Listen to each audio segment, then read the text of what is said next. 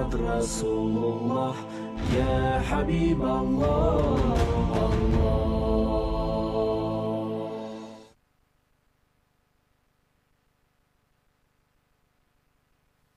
amatenda malungi agogerwako mu butuufu ga Allah subhanahu wa ta'ala oyo ali waggulu.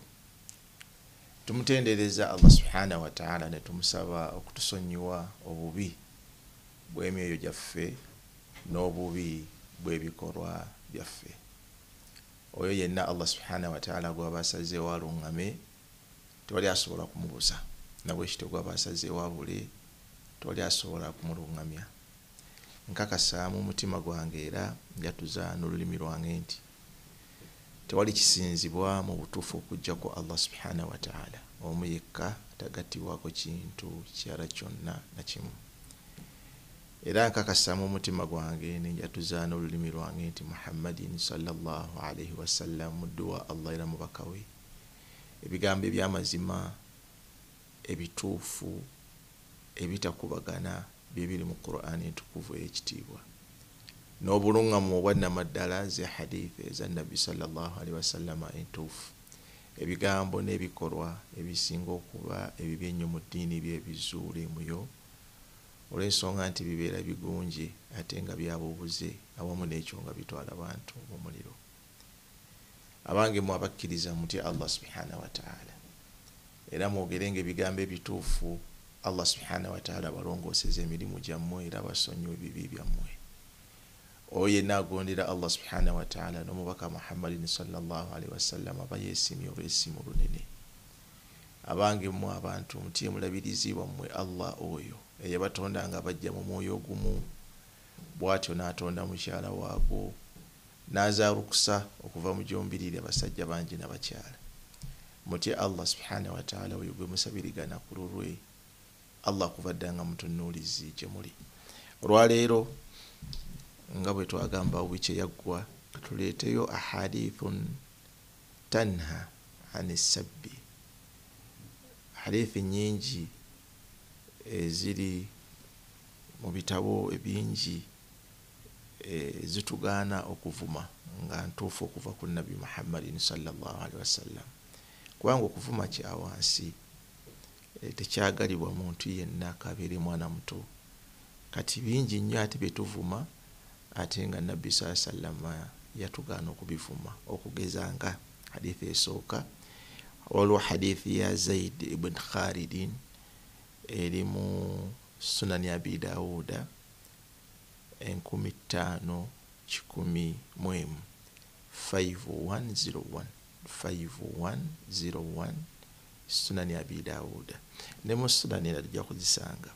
Nabbi sallallahu alaihi wasallam yagamba la tasubbu addika, kikulu temuvuma seggwanga, temuvuma enkoko ekookolima, fa innahu yuqidu lis-sala, enkoko eyo ekookolima eba etegeeza omuntu ebimu ku biseera by'essola. Kyo nno kikulu. Enkoko ekyewunyisa ne ku nkoko ekookolima ekiro okujjukiza abantu okusaala salatul layli kyewunyisa. Nabbi sallallahu alaihi wasallam agamba la tasubbu ddiika, temuvuma enkoko ekookolima fa innahu yuqidu lis-sala. Mulimu bangi enkoko zaabwe zisula mu mayumba, basuza enkoko mu mayumba. Enkoko eyo ne bwebira kwegamba tesobola tekookolima ng'erabye ekitangaala, naye bw'atyo Allah bwe yagitonda emanyi ebiseera by'essola. Kati enkoko tetugifuma. Naye waliwo kye njagala ekyokuyiga mu hadithi eyo bingi, naye ekimu ku byo man aana ala taa yastahiq almadh duna dham.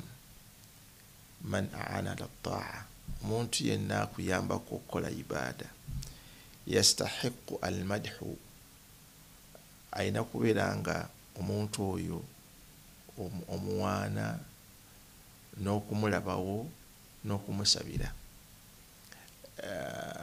Duna adham, si kumuvuma na kumukaafuwaza. Nze newunya bavubuka abavubuka tugeze bali bavuma Seeka Kaliisa naguno gujja bamuvuma ate nga yafa naye ate awamu n'ekyo ku TV Seeka Kaliisa gye yatandikawo eno Salaamu TV 20 ate nabo basangako nga basomesa nogamba baba bano baawa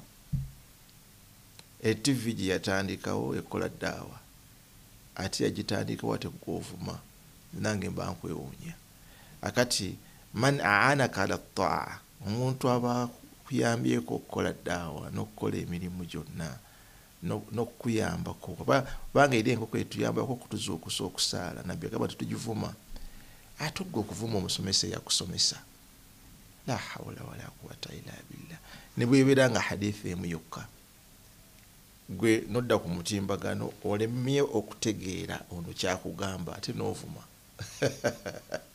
bakusomera hadithi bakusomera content oyinza okutakitegeera kati naye sooka okiwuliriza ddemu okiwuliriza oyinza okukitegeera omuntu aba akuyambyeko okutegeera tebamuvuma kyova olaba nze ebiseera ebisinga oli wabanga ali ku inbox yange n'avuma simuddamu naye ate abambuuziza mu mbeera yairimuyo nkola ekisoboka okubeera nga muddamu n'olwekyo man aanak ala taa omuntu aba akuyambye okukola ibaada yastahiqu almadh asaanidde okubeera nga omwebaza n'okumuwaana n'okumulabawo la adham so si kumuvuma na kumutyoboola la tasubbu ddiika temuvuma nkoko olw'okuba nti ekuwagganidde ng'ekooko lima lwaki etuyambako fa innahu yuqidhu lissola etuwulira ebiseera by'essola ekyo kimu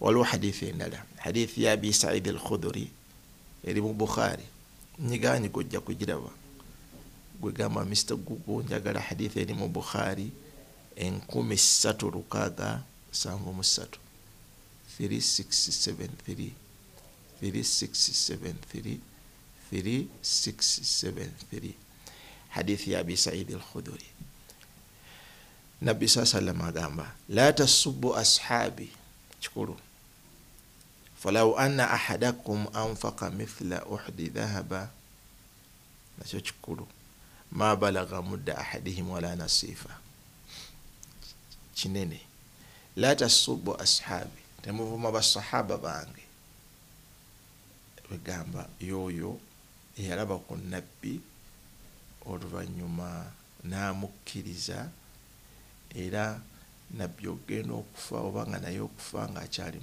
mukkiriza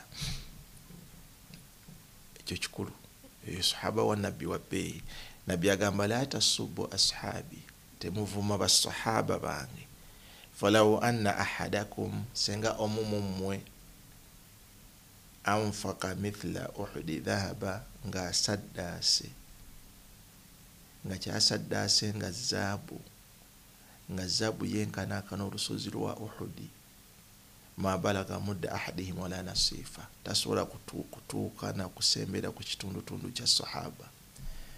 In fact bw'otunuulira hadithi eyo n'ogitunuulira bulungi olabanga waaliwo ekyaliwo nabbi okutandika okwogera ekigambo ekyo kubanga yagamba la tasubbu ashabi nga kiri oli yavuma enkoko nga nabbi waali ng'ekookolima naga ate ovuma nkoko kitegeeza waliwo ekyaliwo nabbi n'asooka ayogera kiki ekyaliwo ku nabbi oga temuvuma basahaba ate nga message yali egenda ku basahaba.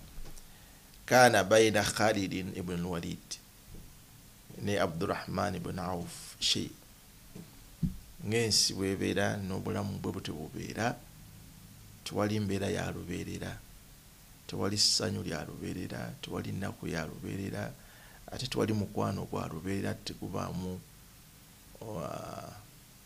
vorongoto n'obunyiivu nammwe abali mu bufumo mu bitegeera ebyo tewali mbeera ya lubeerera timujja kubeera mu malaavu ebbanga lyonna wabaawo okunyiiga n'ebirala. Kakati Khalid ibn Walid ate baali ba mukwano ne Abdurrahman ibn Auf. Kati wabaawo ebigambo gambe byaliwo Khalid kyava agamba Abdurrahman ibn Auf naye mmwe mutusukkulumako ne mubeera nga mwagalana nakutulinnya ku mitwe olw'okuba nti mwatusooka okuyingira obusiraamu n'olw'okuba nti nabbi yabasanyusa nejjana nga mukyali ku nsi nga mukyatambula. Kigambo kinene naye mutusukkuluma temutulabawo ffe olw'okuba nti Allah yabasukkulumya ku ffe n'okubeera nti Allah yabawa ejjana nga mukyali balamu. Fact nabbi sallama yali mu muzikiti n'asituka n'agamba 10 fil janna, bano abantu 10 ba mu jjana Allah abawadde ejjana nga bakyali balamu. Mbo mwalimu Abubakari, mwalimu Umaru, mwalimu Uthman, mwalimu Ali, mwalimu Abdurrahman bin Auf n'abalala. Kakati ono akimugamba akimulangira temutulabawo olw'okuba muli ba mujjana.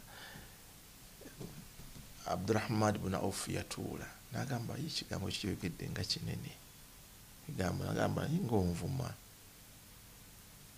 ate nze mbadde si kyentegeeza ng'ogenze wala. Ebigambo ne bidduka ne bituuka ewa nabbi sallama. Nabbi n'akwata omuzindaalo Saida al-Mimbara, kyava agamba kitegeeza message egenda ku basahaba, ate nga basahaba ba nabbi balina categories 2, waliwo muhajiruna ne ansari. Kati message negenda ng'egenda kuba ansari so si ba muhajiruna. Bamuhajiruna be baluwa basenguka okuva e Makka ne bajja e Madina nga balese buli kintu kyonna. Baleka amaduuka gaabwe, baleka bizinensi zaabwe, baleka amataka gaabwe, baleka ebibanja byabwe, baleka bakyala baabwe, baleka abaana baabwe. Abdurrahman yo yagenda ne sente ze n'abaana n'abakyala bamugana nti no problem, ffe tuli ku federal system. Bw'ogamba mbu nno nti ogenda Makka, ogenda Madina, emaali y'e Makka ne sente z'e Makka n'abakyala b'e Makka tebagenda Madina. N'agamba mbalese, yabaleka n'agamba mbalese nti kaŋŋende ku lwa Allah n'omubaka we. Oluvannyuma najja nga ali mu saati mugundi mu kanzu emu yokka muyajjira, yajja nga ali mu kanzu yokka emu bweti. Nabbi sallama kyava agamba nti bannange nti Abdurrahman ibn Auf ejjana agiyingidde olw'ensonga nti bamugambye buli kimu nga baagala asigale e Makka n'agaana, byonna n'abiwaayo n'atambula n'ajja Madina, era kati wuno ayingira. In fact Abdurrahman ibn Auf yali wa 8 ku bantu abasooka okusiramuka. Ekyo nno kikulu. Mu bantu abasooka okuyingira obusiraamu ayina wa 8 ku bantu abasooka okuyingira obusiraamu. Ate Khalid ibn Walid ekyewuunyisa aslama fi sanat 8 athamina min al-hijra, yasiramuka mu mwaka ogw'omunaana, in fact baada sulh al-Hudaybiyah. Ate ono yali wa 8 ku basooka okuyingira obusiraamu. Ono wankizo kwoli. Nabbi sallama n'agamba abantu abasooka okusiramuka ne beerekereza buli kintu kyonna, baateekawo emigongo gyabwe obusiraamu ne buyitawo.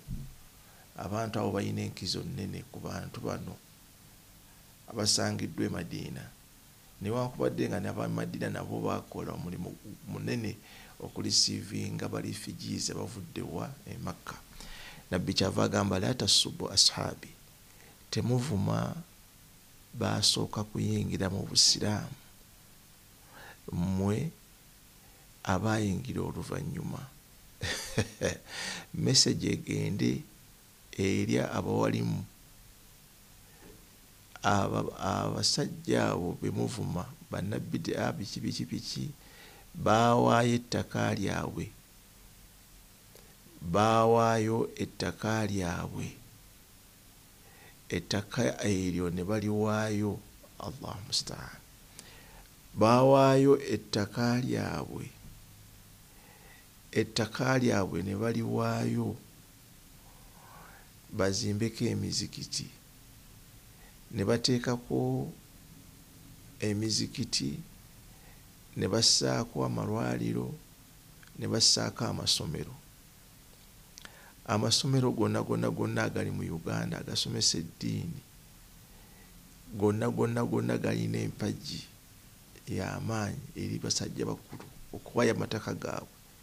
Eyo ne bali bansotoka na Abdurrahmani wa Katwe Nuuru Bilali Kachiri Uziga wa abasajja abo bateekawo omugongo ne berekereza buli kimu obusiraamu ne bubaawo. Abo tebavumwa wabula kye tulina okukola kubasabira nga bwe nkugambye nti Salaamu TV yagiteekawo Seka Kalisa gwe mugamba munabbidia naye kati kuvaako daawa etuuka buli wamu n'abali ebweru bandaba ate gwe gw'ovuma. La tasubbu ashabi, temuvuma bantu basooka kuyingira Busiraamu. Fa inna ahadakum, omumwe asiramusa oluvannyuma ne bw'abanga asaddaasa ebintu ttomooni tasobola kusinga bali kubanga bo baali balina nniya yennyini khalisa ne baleka buli kintu kyonna lwa Busiraamu. Basahaba tebaddamu kuyisaamu na kujolonga bano abaawa abaava e Makka ate nga basinga baali baavu.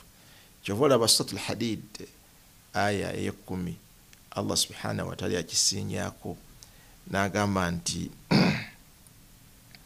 la yastawi Suratul Hadid tebasobola kubeera nga benkanankana abantu abo abawaddeyo ku lwa Allah subhanahu wa ta'ala. La yastawi minkum man anfaqa min qabli al-fathi wa qatala, abawaayo sente zaabwe n'obulamu bwabwe eri Obusiraamu ng'Obusiraamu bwakajja tebasobola kwenkanankana bano ate abawaddeyo sente zaabwe nga Obusiraamu bumaze okufuna amaanyi nga ne Kaaba eri mu mikono gy'Obusiraamu. Kino kikulu. N'olwekyo kegamba tetuvuma batusooka mu ddiini newankubadde nga balina ebyabayitako ng'abantu naye Allah yabasasula mu ssera Obusiraamu bwabwe okubeera nga naffe bulututuukako. Bakadde baffe baamira pini ne bagamba mbuno nti mugende musomere mu batabuliiki. Taata asasire Allah asasire taata wange Sultani yagamba mbu nkimanyi gy'enkutwala okugenda okusoma e Katwe Nuuru batabuliigi tebasoma dduwa batuvuma. N'agamba naye ate olina okusoma ofuuke omuwalimu, nkututte wano ofune ebbaluwa ekutwala ku Bilaali naye kimanyi bagenda kuteekamu ebyekitabuliiki byonna. Biseera ebyo nga gundi awo wasibuka okukola ddaawa Sekaziwa Mungu amusaasire.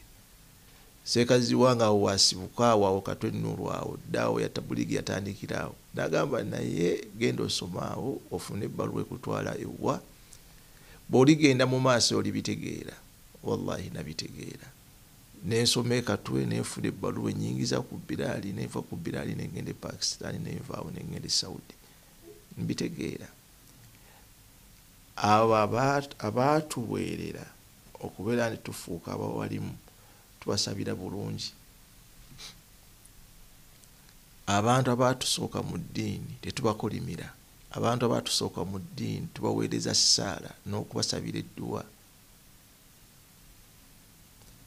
والذين جاءوا من بعدهم يقولون ربنا اغفر لنا ولإخواننا الذين سبقونا بالإيمان ولا تجعل في قلوبنا غلا للذين آمنوا.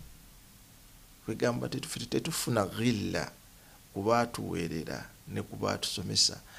Tannyo okubagamba affe abaatusomesa primary babbeeyi na guno gujja bakyasomesa.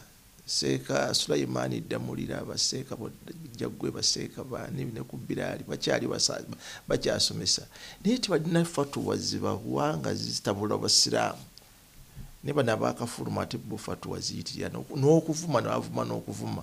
N'osanga omwana omuto wa myaka 18 avuma omuntu yaliko ne Supreme Mufti afuna omuntu omuntu yaliko nebitiibwa byonna kumpi nga bimaze ebyobusiraamu n'amuvuma ng'alinga avuma omwana omuto. La tasubbu ashaabi, temuvuma bantu babasooka kuyingira nga kitwasookeddeko. Man aanaka ala taa yastahiq almadh la adham, omuntu yakuyambako nassa ettaffaali ku bulamu bwo ne ku busiraamu bwo n'okubuwalimu bwo, bamuwaana bawanyi tamuvuma. Hadisi eyokusatu, hadisi ezitugaana okuvuma, waliwo hadithi ya Aisha eri mu Bukhari 1393 1393 Bukhari. Hadithi ya Aisha agamba Nabbi sallam yatugamba la tasubbu il amwat, temuvuma baafa, fa innahum qad afdau ila ma qaddamu, ebyo bye bakolerera bye basanga bye bajja okusanga. Ekyo nno kikulu. Ne hadithi ina qissa bakiyita sababu wurud il hadith, kiki ekyaviirako Aisha okwogera hadithi eno. Aisha yava Madina nga yagala kugenda mu Iraq, nga waliwo ma'arakat al-Jamal. Oluvannyuma ali amugamba komawo togenda, agati anjagala kubagatta ne Muawiya, gwe ne Muawiya muleme musiizinga effaya n'ebirala.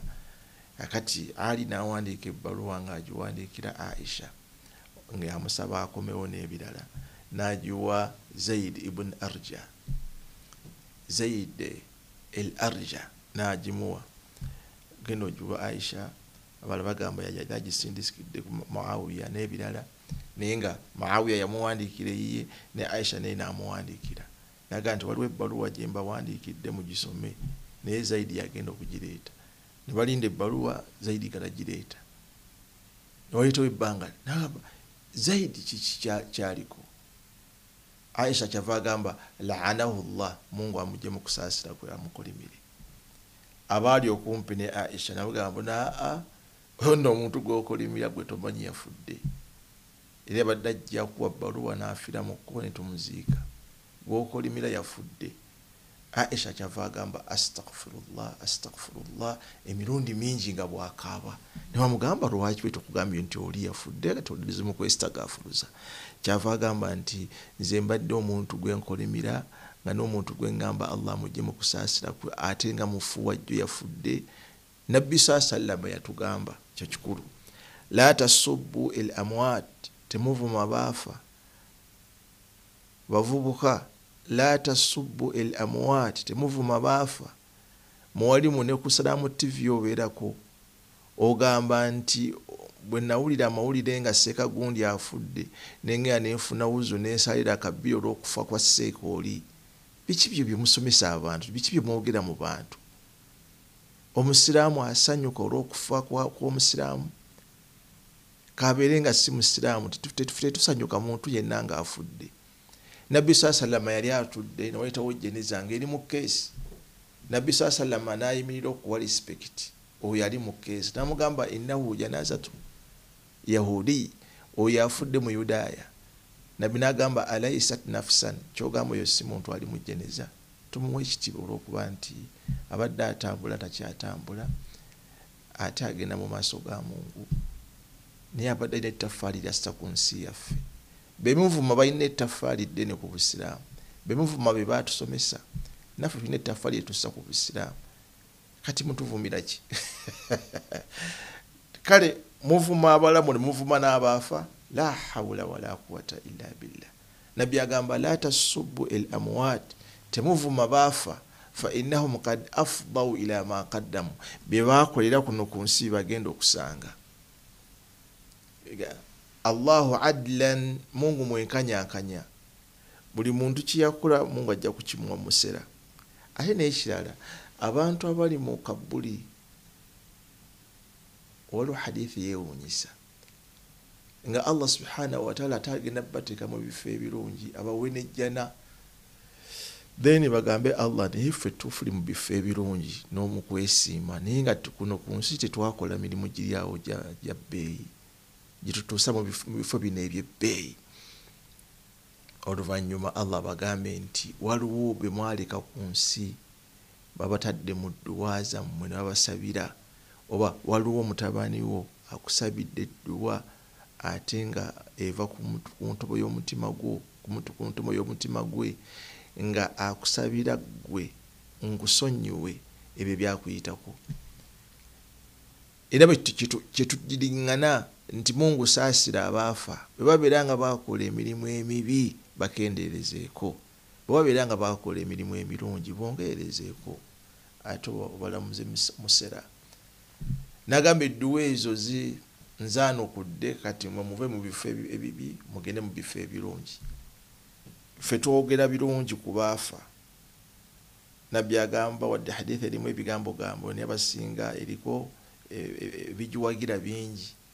Odhkuru mahasin mautakum, mwogere birungi byokka ku bafu bammwe. La tasubbu il amwat, temuvuma baafa. Fa innahum qad afdau ila ma qaddamu, kyebakola kuno ku nsi kyebagenda okusanga. Then kati lwaki ofuuka omulamuzi? Lwaki ofuuka omulamuzi kuno ku nsi? La tasubbu il amwat, temuvuma baafa. Fa innahum qad afdau ila ma qaddamu, ebyo bye bakolera kuno ku nsi bibagenda okusanga. Hadithi eyo nkulu eri mu Bukhari 1093. Indana hadithi ya endala efanagana neyo, hadithi ya Mughira bin Shu'ba eri mu Tirmidhi 1982, 1982 1982. Nabbi sallallahu agamba la tasubbu il amwata, temuvuma baafa. Fatu'udhu il ahya, mugenda kunakuwaza abalamu. Abayina akakwate ku bali abafu bemugira ki bemuvuma. Lwaki muvuma bakadde baffe? Lwaki muvuma bakitaffe? Lwaki muvuma bannyaffe? Ne munakuwaza ffe ate abaatuzaala. Lwaki muvuma basomesa baffe abaatusomesa? Lwaki ovuma essomero mwe wasomera? Lwaki ovuma seeke yakusomesa? La hawla wala quwwata illa billah. In fact tuli mu akhiru zaman. Nabbi sallallahu alayhi agamba la tasubbu il amwata, bw'ovuma abana abaafa fatu'udhu il ahya, mugenda kunakuwaza abana abalamu. Waliwo qissa latifa. Nabbi sallallahu alayhi yasituka mu muzikiti n'agamba mulaba mutya Abu Jahl? Basahaba ne bagamba Abu Jahl oyo gwe olaba nti ye Firauna hadhihi al umma, tumutwalanga Firawo omulembe gwaffe kubanga yatucojja, yatukola bubi nnyo, bannaffe bangi yabatta n'ebirala. Nabbi n'asituka n'abagamba nti al-an nfunye obubaka okuva eri Allah subhanahu wa ta'ala, ya'tikum Ikrima, mutabani wa Abu Jahl ayitibwa Ikrima, agenda kujja kati ayingire mu muzikiti, mu'minan wa muhajiran, nga ajja wano mu muzikiti lwakuba nti asiramuse nga mukkiriza. Kigambo ekyo kikulu, mu'minan nga mukkiriza, wa muhajiran yamuteeka ne bamuhajiruna. Al-ana ya'tikum Ikrima agenda kujja gye muli, mu'minan wa muhajira, nga mukkiriza ate nga asenguse. Abadde agenda mu Yemen biki naye n'agamba nti bismillah nsiramuse kanzireyo e Madina. Mu kifo ky'okugenda e Makka, uno agenda wano agenda kuyingira kati mu muzikiti n'agamba oda gyembawa. Fala tasubbu aba, temuddamu okuvuma Abu Jahali, mugenda kunyiiza Ikrima sahaba waffe asiramuse. Naye ate nga Abu Jahali yafa awamu n'ekyo nga mushirika. Al-ana ya'tikum Ikrima ibn Abi Jahl mu'minan wa muhajira fala tasubbu aba, temuvuma taata wa Ikrima wadde yafanga mukaafu. Olw'ensonga nti bwe munaavuma taata wa Ikrima mugenda kunyiiza mutabani we ayitibwa Ikrima, ate nga Abu Jahali yazaala Ikrima. Naye akati gwe mwalimu n'ogamba nti taata wange bw'abanga afudde nga si musiraamu oba nga agatta ku Allah n'ekintu ekirala, ze nkwata enkoko n'engisala n'enjirya n'embuzi. Biki oba muli baawa tetumanyi. Hatta omuntu nga takusomedde busomesa hadithi n'ekyo ekigambo kyennyini kyoga ne magezi tekijja. Omuntu alina ettaffaali ku bulamu bwo, omuntu alina ettaffaali eyakusomesa newankubadde nga si musiraamu eyakusomesa eyakuliisa teyakuteeka mu mwala nakugamba bakola bati tosimba lukono genda obuuze genda onaabe genda osenye amannyo genda onyumuluguze mu kamwa genda onaabe olina okunaaba fumba emmere kola kino genda oyoze nobeera nga toli mulalu nobeera nga osobola okujja mu bantu naye ngaoli yakugamba bigambo biri si musiraamu naye bamubadde mutya notuuka n'okuvuma n'eddiini ye lakum diinukum waliya ddiini wala tasubbu alladhina yad'una min duni llah fayasubbu llaha adwan bighayri ilm temuvuma ddiini z'abali nabo bajja kuvuma eddiini yammwe lwaki tuvumagana then lwaki ate ovuma taata wa munno nabbi salama yagamba nti nze neewuunya kisensinga okwewuunya arrajulun y'omusajja yal'an walidayi asobola okukolimira taata we amuzaala ne maama we kabeere nga musiraamu oba si musiraamu tetumukolimira basahaba nabo beewuunya qila ya rasulallah kisoboka omuntu kaifa yal'an arrajulu walidayi ngeri ki omuntu gyasobola okukolimira taata amuzaala ne maama amuzaala nabbi n'agamba tasubbu aba rrajuli wa yasubbu abaki govuma taata wa munno naye naavuma taata wo novuma maama we naye naavuma maama wo gwenyini goba omuvumye ekyo nno kikulu ovuma taata wa munno naye naavuma owo novuma maama wa munno naye naavuma owo akati nobeera ngaolimu tegeeza kati tewandibadde omuntu yenna avuma munne kabeere nga mwana muto laisa minna siwa muffe man lam yarham saghirana atasobola kusaasira muto muffe wala yarif haqa kabirana n'omuntu atasobola kuwa diginide na kitiibwa muntu amusinga bukulu mu myaka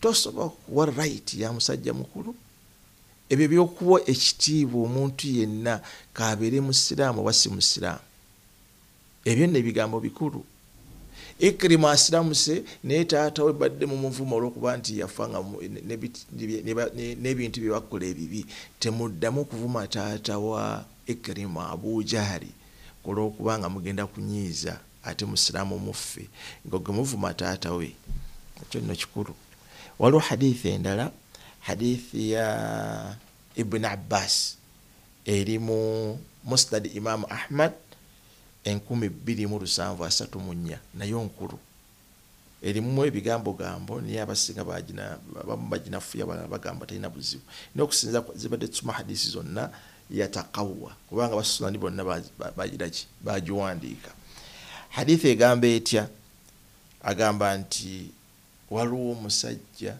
yajja n'avuma Abbas naye ate nga teyamuvuma direct yavuma bataata be ne baganda be yamugamba ebigambo gamba ebigiri awo namugamba mbuno nti naye gwe mu baganda bo mulimu Hamza yasiramuka ate mu bannyoko mulimu Barra Safiya ne Atika basigadde bonna bamuliro akati ngiri jjo omuntu sulukumako sikiraba nnyo nawe taata wo ne baganda bo bamuliro kati Abbas yali ayimiridde n'atuula nagamba kiki nagamba bamuliro Abbas namukuba oluyiya bimugamba ono nagenda mu kikaache nagamba omusajja Abbas ankubye oluyi bano fahamidu silah ne bakwata ebyokulwanyisa ne beekolamu omulimu ab'ekika ky'oli ono Abbas gwakubye ne bajja eri Abbas nga baagala kulwanagana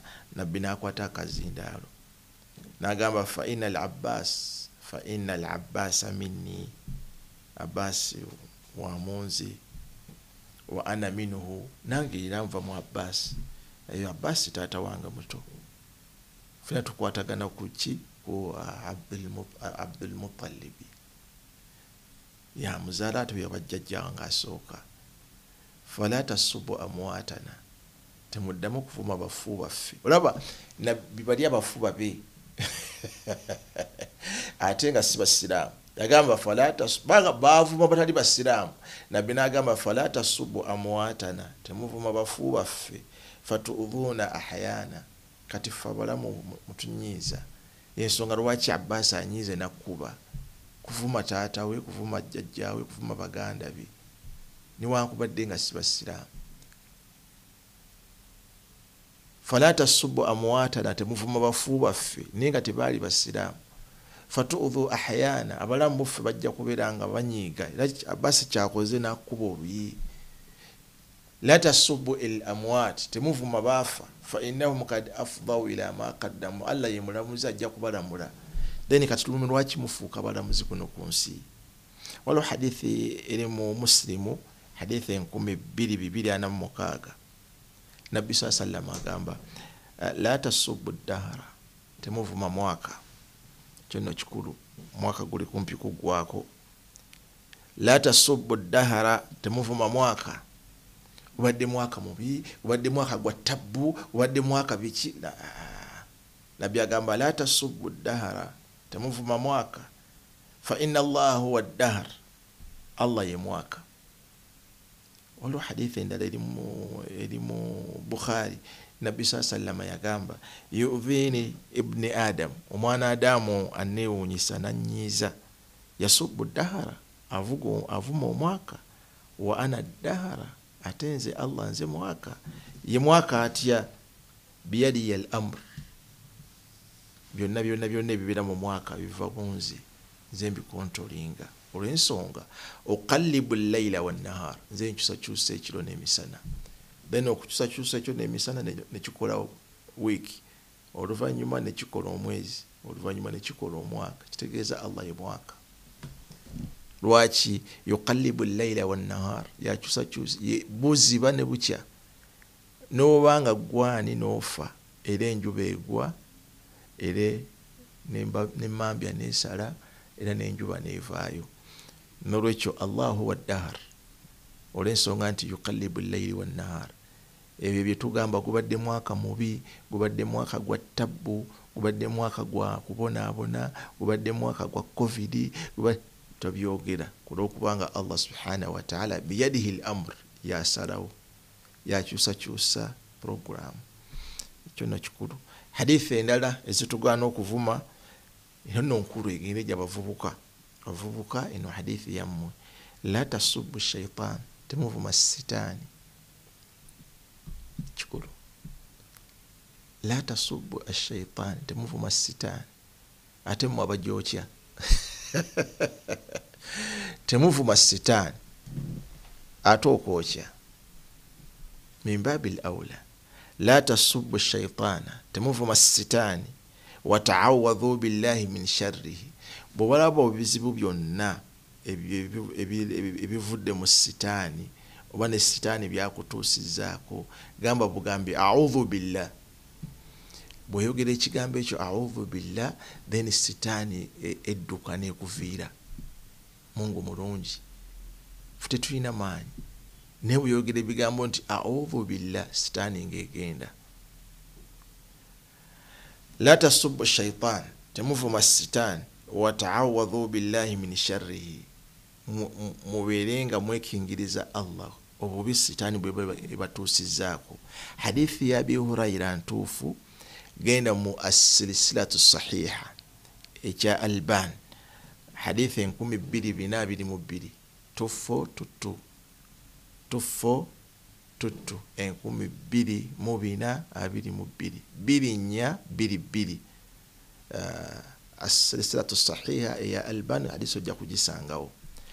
Ekyo hadithi kyetulaga nashtaghilu bil amalin salih, tulina kubeera nga tukola emirimu emirungi, duna al insiyaq wara isabil ghayb, mu mbeera awatali kubbinkana, kukuvumagana. wala ukana shaitan, newankubadde nga kyoyagala okukola kuvumana, kwokya biki, kebere sitaani. Tetukola ebyo, ffe tugamba bugambi nti a'udhu billah. In fact is it A'raf aye yebibiri, A'raf 200 bikula, al-A'raf aya 200 A'raf. Allah tugamba wa imma yanzaghannaka minash shaitani nazgh fasta'idh billah. bw'ofuna problemu yonna ne sitaani tolwana nayo togyokya tukola ki gamba audhu billah wa imma yanzaghannaka min ash-shaytani nazgh fasta'idh billah.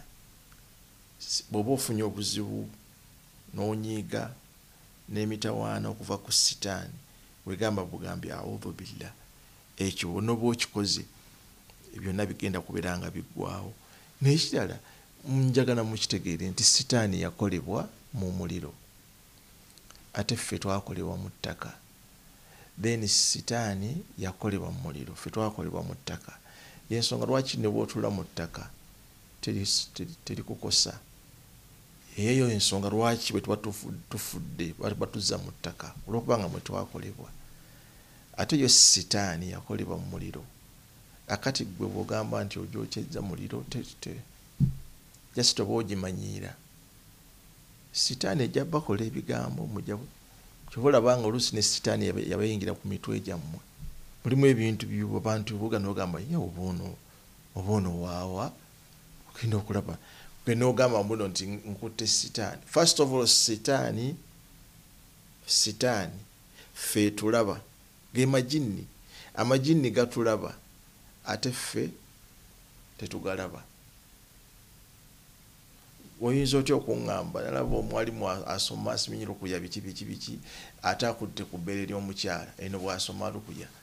Kati oyinza otya okugamba nti sitaani ogiraba eri mu bbeere ly'omuntu? Ye ate oyinza otya okuyita mu haramu ate okutuuka ku halaali? It is bad. Sitaani ffe tulaba ate ffe tetugiraba. Kati oyinza otya okukwata sitaani n'ogiteeka mu keesi ate oluvannyuma then keesi sitaani n'ogisibiramu oleeta ekufulu n'ekisumuluzo ng'ekulaba then n'ogiteeka mu gundi mu keesi then n'oteekako kufulu oluvannyuma n'ojja n'okwaridina aye olina namu kamera n'osumulula n'oleeta akabiriiti sitaani ekulaba n'ogikuba ennaali. Nze sultaani bye sibikkiriza ebyo bya kiyaaye. Sitaani etulaba ate ffe tetugiraba. Kati mwe muleetawo olutalo ne sitaani kugyokya mwokya ngoye z'abantu, mwokya mbugo, mwokya biki? Wekwata bukwasi by'ogamba nti sitaani kasuka eri gamba audhu billah kasuka oyinza okusima ekinnya n'obiteekamu toyokya byaki. Wa imma yanzaghannaka min ash-shaytani nazgh fasta'idh billah. In fact waliwo hadithi eri mu Bukhari hadithi 3282 3282. In fact nange kanjinoonyeko wano mugundi wano. Naam, hadithi eri mu Bukhari 3282 hadithi ya Sulaiman ibn Suradi قال كنت جالسا مع النبي صلى الله عليه وسلم نالين تدني النبي صلى الله عليه وسلم سليمان ياتugamba ورجلان يستبان abasajja ne bayingira mu muzikiti nga bavumagana.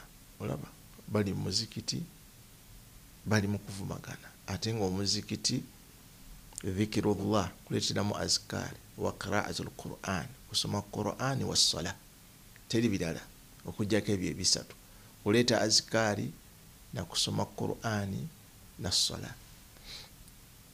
Kati bano bayingira mu muzikiti yastabbani bavumagana.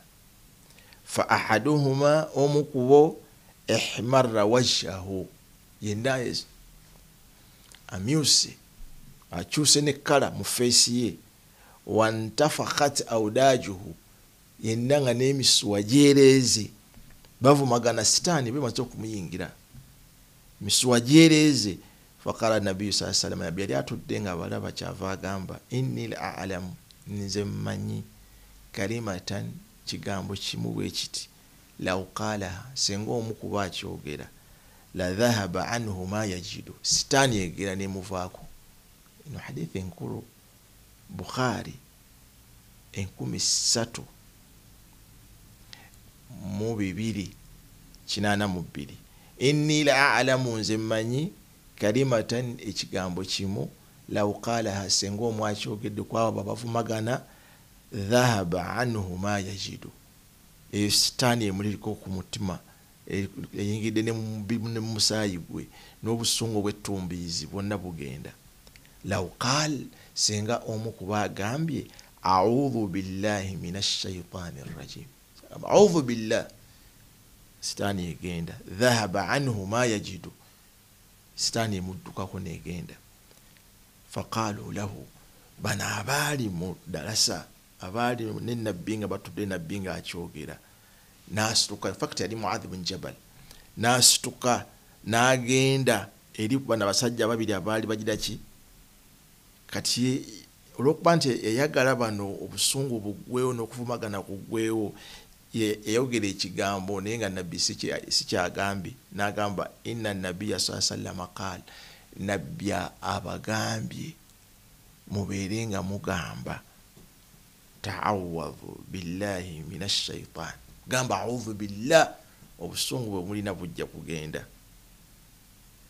Faqal, eyasooka nga sitaani muliko nnyo, kyava agamba wa hal biya junun, oyagala kutegeeza nti nze ndi mugu wa ddalu. Mufo ky'okugamba a'udhu billah kitegeeza ndi mulalu. Obusungu ne bweyongera, ono wokubiri kyava agamba a'udhu billah, sitaani nemuvaako, n'agamba ssebo sigenda kuddira n'okumala nkumaze, n'agenda wali n'asala tahiyatul masjidi, nino ng'akyavuma. Muadh bin Jabal agamba ne tutegeera nti ono omusajja munnaafuusi, kubanga ffe tumugambye order from above, nabbi akugambye gamba a'udhu billah.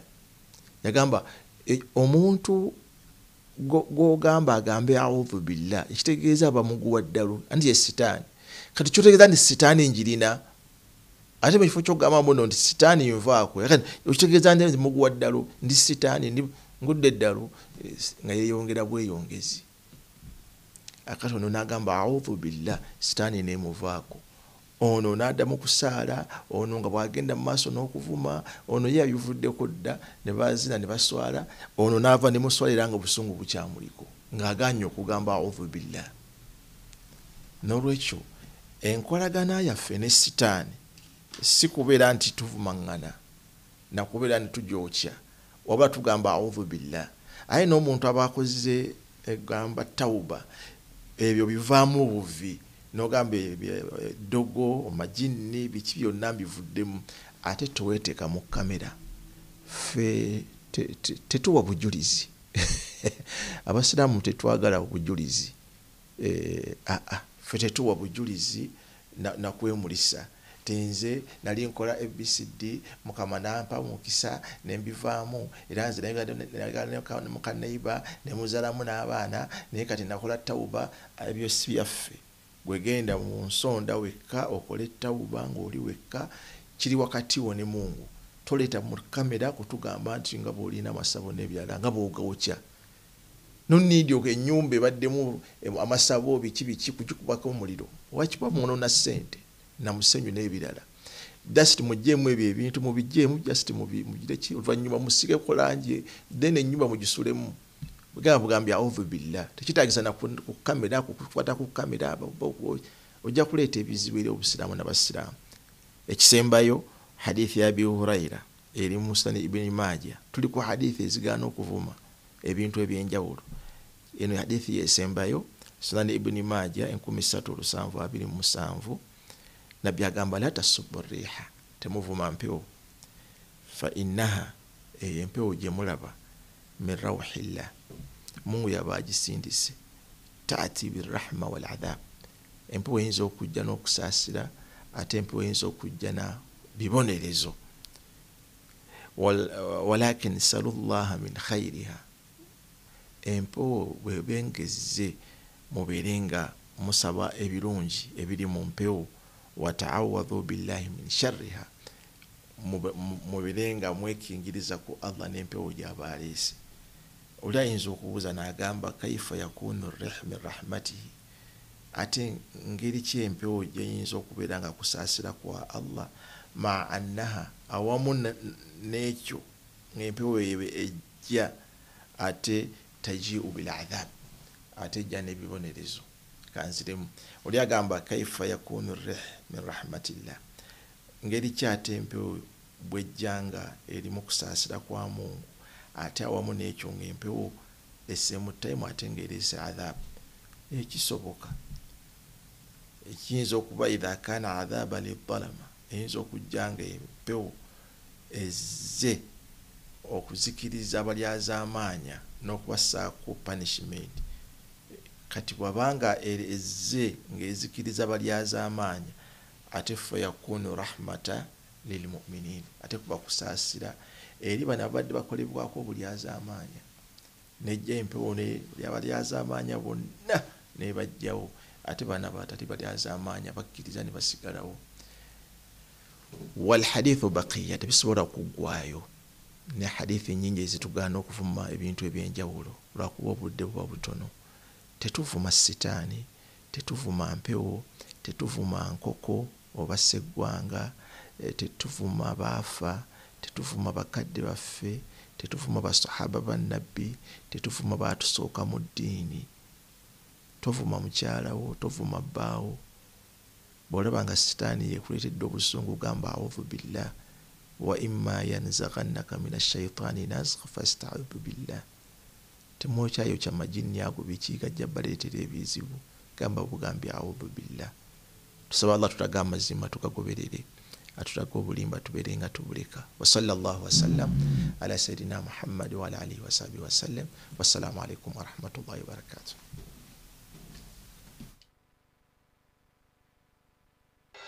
لا إله إلا الله الله أكبر محمد رسول الله يا حبيب الله الله